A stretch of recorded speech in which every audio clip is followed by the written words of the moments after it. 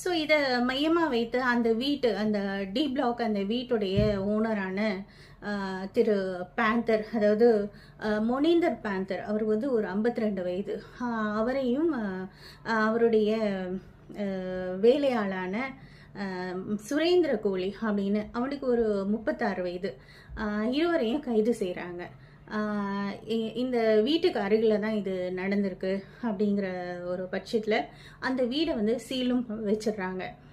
இப்போ இந்த கேஸ் வந்து நிறைய இன்வெஸ்டிகேஷனில் போகுது. ஒரு வழியாக, அதாவது அங்கே உள்ள லோக்கல் போலீஸோட அந்த இன்வெஸ்டிகேஷன் மேலே சிறிதும் நம்பிக்கை இல்லாத மக்கள் வந்து அதன் பிறகு இது வந்து சென்ட்ரல் பியூரோ ஆஃப் இன்வெஸ்டிகேஷன் இதை வந்து இந்த கேஸை வந்து எடுக்கிறாங்க.